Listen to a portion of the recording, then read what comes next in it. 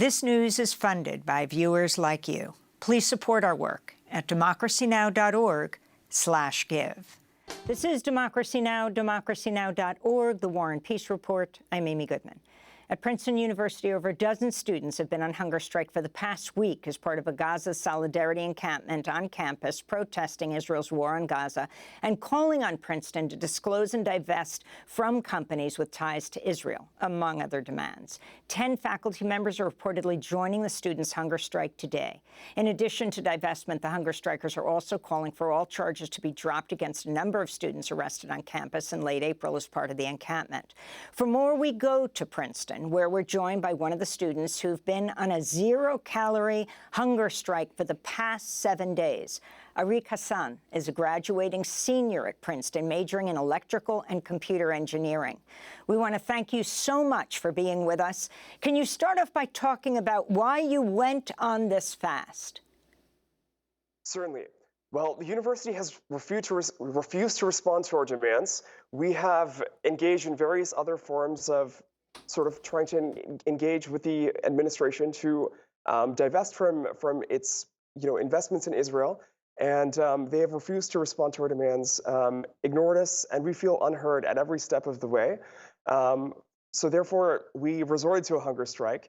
A hunger strike, in particular, as the medium for this sort of means of pressuring the administration, was chosen because it is in solidarity with sort of the history of Palestinian political prisoners since 1968. They have used hunger strikes, freshwater and saltwater hunger strikes, as means of protest. And so it is essentially, yes, our sort of, we're tapping into this long-standing tradition with both Palestinian political prisoners and also in the Irish and Indian liberation movements. There is sort of a long history of hunger strikes that we're also tapping into here. And can you talk about the response? I also understand one of the hunger strikers, I mean, you haven't eaten anything for 7 days now, went to the ER yesterday? That's correct. Yeah. And how long do you plan to carry this out? Talk about the demands and Princeton's response. Sure. So our demands are very simple. One is we just want a meeting with the university to discuss disclosure, dissociation, and divestment from Israel. And two is complete amnesty for our peers who have been unjustly criminalized, barred from campus, and evicted after the sit-in at Clio Hall. Those are our demands. And sorry, what was the second half of your question? What has been the university's response, Areeq? Right. So essentially, we've been able to have some meetings with the university, but they've been completely sort of, they haven't budged at all. They keep sort of citing processes that we can use in order to meet our demands. But the issue is that these processes take sort of on the order of months to years in order to actually realize any change, in addition to potentially just being administrative loopholes, like administrative sort of blocks to actual progress.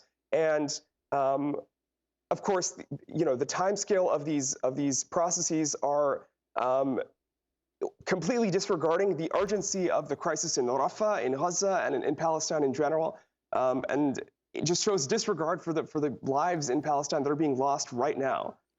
Can you talk about the negotiations that are going on with the Princeton president, Christopher Eisgruber?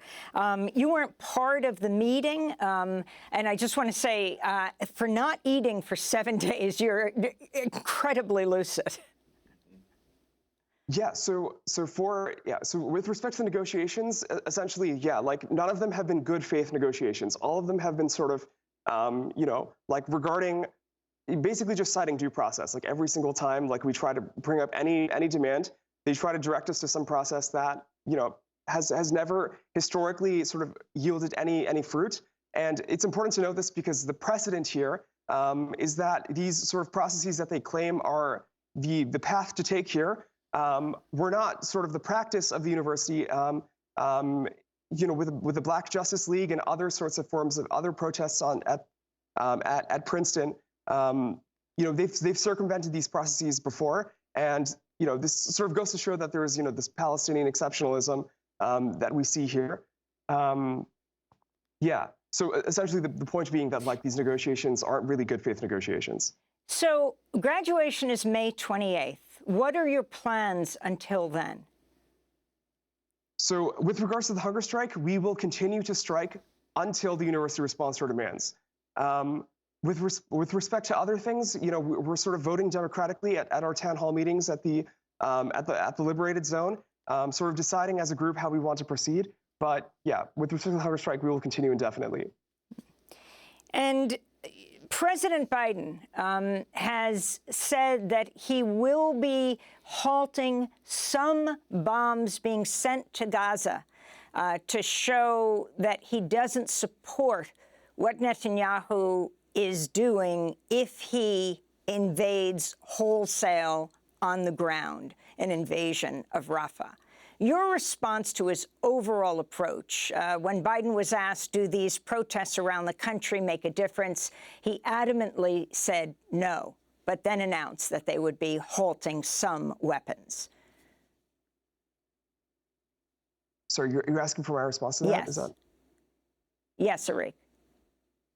I mean, this clearly, this seems like sort of cognitive dissonance in the sense that like we still have these sort of, investments like as a country in the military-industrial complex. Like it just seems like a very superficial way of trying to, publicly show that like perhaps you're trying to appease the crowds. But of course, like we all know the underlying reality of the deeply rooted investments of the United States in Israel. So this just seems like superficial. Well, I want to thank you so much for being with us. Areeq Hasan, graduating senior at Princeton, majoring in electrical and computer engineering. He's on the 7th day of a hunger strike, along with about a dozen Princeton students. Faculty are also joining that fast today. Democracy Now! Is funded by viewers like you. Please give today at democracynow.org/give.